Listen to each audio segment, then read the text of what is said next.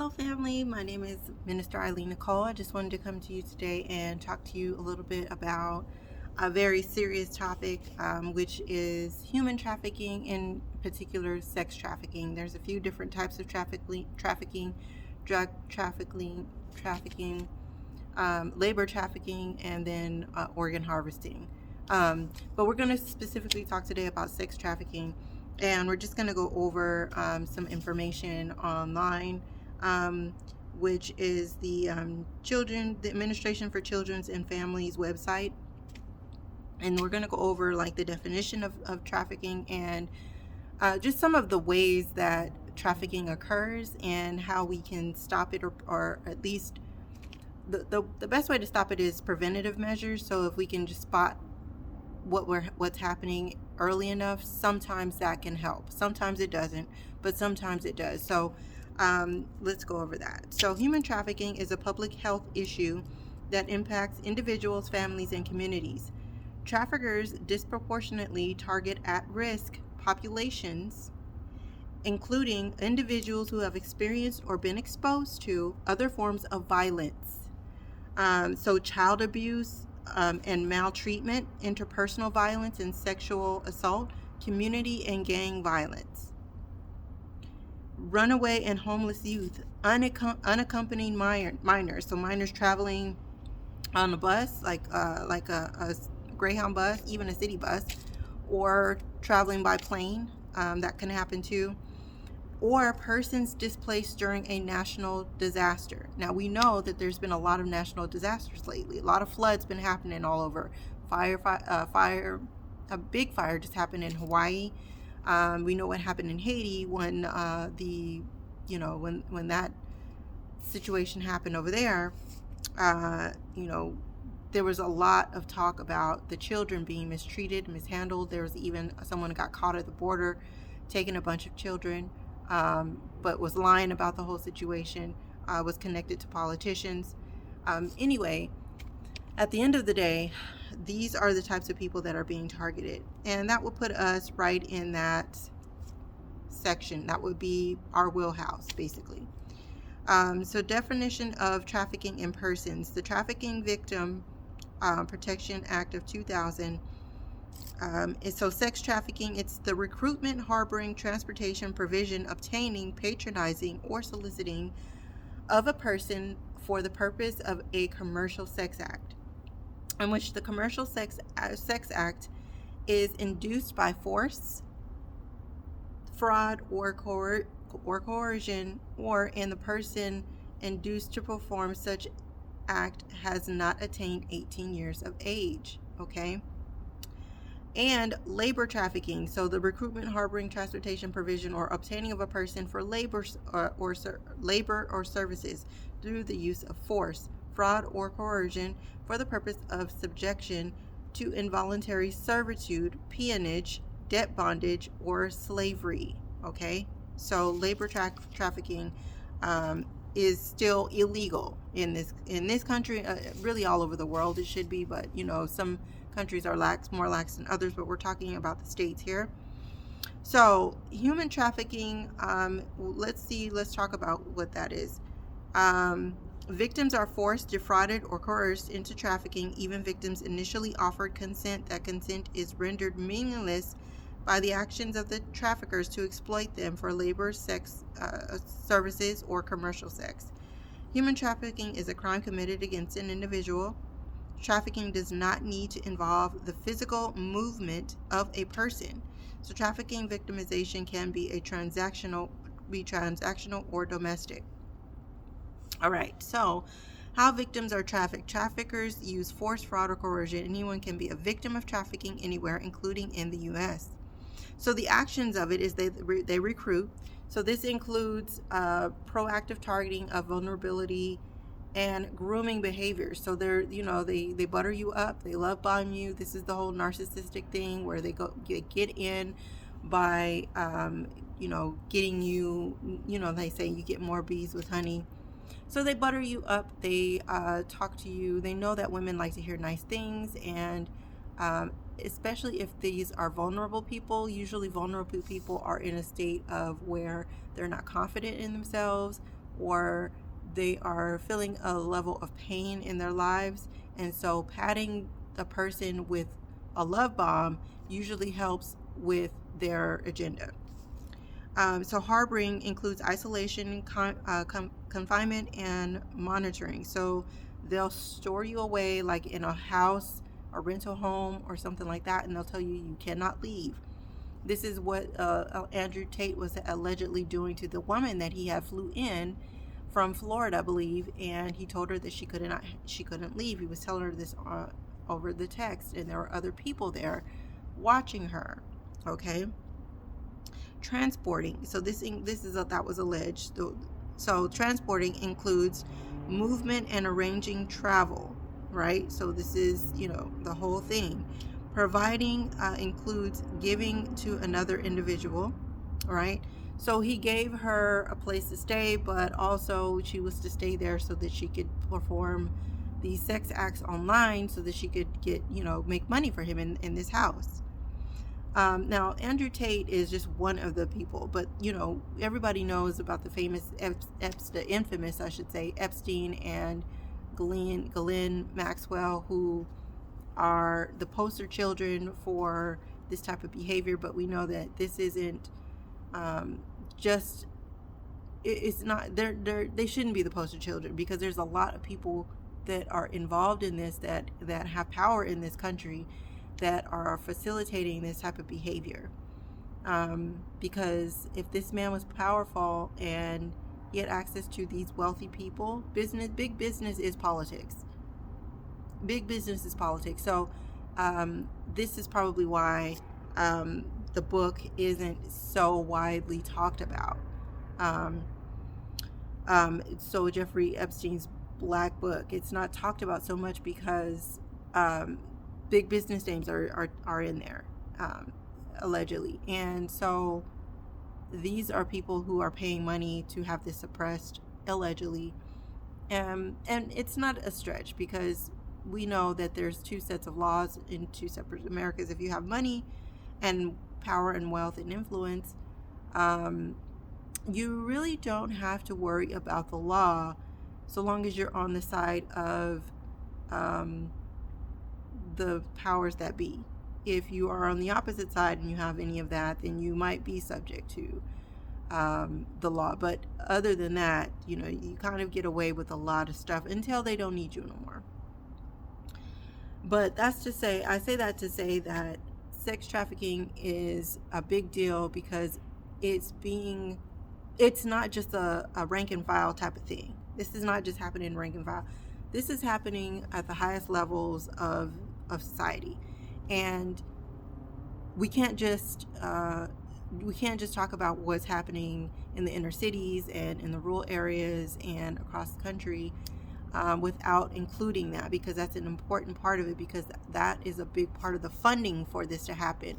That is a big part of the hiding, the suppression, the disappearance of certain peoples, the weaponization of propaganda so that this can continue, the shaping of the minds around this situation, how you can't talk about this openly or you'll get shunned. That's interesting as well. Another thing that I wanted to talk about. Okay, so soliciting includes offering something of value, patronizing. So they do all these things. Such sex trafficking, basically, there's a hierarchy or way that there's all these steps that they get you to get you into bondage, to get you into some type of slavery, to where you're working for them and they're using your body to get money, wealth. And this is, sometimes you agree to a certain part of it, and sometimes you get into it and you're like, well, I didn't agree to all this. I didn't understand all of this was going to happen once, I didn't agree to all this. I only agreed to that part. Well, you very well are within your rights to exit at any time. You should be able to exit at any time. But the sex traffickers, you can't exit at any time. Sometimes you're in a dungeon, but sometimes you're an escort to some of these slaves. And quiet is kept. They're saying that some of these people are on, sex porn sites, doing things, not just OnlyFans, but just porn sites doing things against their will that they have to do, and they have to pretend like they enjoy it, or they could be in danger of their lives. And I feel bad for them. God told me this. God said that if you are in this situation, he is working to get people out of this situation, but he needs people to do their part in this world to get people out of this situation. I say that to say this. If you feel like this is your fate, like this is ultimately all you are born to just be this type of slave, or some type of somebody's prisoner, you're not. That was not what you were meant for. You were not meant to be somebody's slave or prisoner. That was never the goal for you as a human being. And so when enough of us are doing what God has asked us to do, you will be out of there. And so I want to say to you that I'm going to do everything that I can do in my power, the power of the Holy Spirit, the power that God has given me, to do all I can to help save some of these people through God's will. Not me saving them, but God saving them, and him telling me what to do or how to do it. This won't be like me personally, but just my efforts in the strengths that I do have to get things done. So I just wanted to go over one more thing, though. What was interesting is that there was a movie that recently came out called what is it called? It's called The Sound of Freedom. The name of the movie is called The Sound of Freedom. Now, there was a man that this movie was about named Tim Ballard. Okay? Tim Ballard was a member of this organization called Operation Underground Railroad. This organization assisted sex trafficking victims. Okay? Now, he is being accused of taking advantage of some of these victims, more than 7 of these victims. So let's go over some of this information. NBC News has reported that Tim Ballard has resigned from Operation Underground Railroad amid reports of sexual misconduct. Ballard, an anti-sex trafficking activist, said in a statement that the latest tabloid-driven sexual allegations are false. So he has officially said that he has nothing to do with this, but he's being accused. Let's read it here. So Tim Ballard, the anti-sex trafficking activist whose exploits inspired the blockbuster movie Sound of Freedom, was under investigation for allegedly coercing at least 7 women to act like wives while on overseas missions when he resigned 3 months ago from the nonprofit child rescue group he founded. According to a news report published this week, Ballard, a former Homeland Security agent who founded the Utah-based Operation Underground Railroad in 2013, denied the allegations laid out in a Vice news story that cited sources with direct knowledge of the organization. As with all of the assaults on my character and integrity over many years, the latest tabloid-driven sexual allegations are false. Ballard said in a statement, they are baseless inventions designed to destroy me and the movement we have built to end the trafficking and exploitation of vulnerable children. Now, I get that there will be campaigns against people who come out like this. So I am going to take that into account, but let's read further. Ballard, a married father of 9, added that while at the helm of OUR, he designed strict guidelines for myself and our operators in the field. Sexual contact was prohibited, and I led by example. It said, given our meticulous attention to this issue, any suggestions of inappropriate sexual contact is categorically false. In response to an email from NBC News, OUR confirmed that Ballard resigned in June 2022, but did not explain why he left. It did state the organization has retained an independent law firm to conduct a comprehensive investigation of all relevant allegations. OUR is dedicated to combating sexual abuse and does not tolerate sexual harassment or discrimination by anyone in its organization, the statement said. Ballard got nearly $200,000 raised from OUR in 2022, records show. In 2022, as CEO of the organization, Ballard was paid $546,000, $546,548 in salary and compensation, according to the most recent 990 form that nonprofits are required to file with the IRS. A year earlier, Ballard was paid $355,000 in salary and compensation, according to the group's 990 forms from 2021. A month after Ballard left OUR, an anonymous letter was sent to organization employees and donors. So several weeks ago, an OUR employee who accompanied Tim on an underground operation filed a sexual harassment complaint against him with OUR's HR department.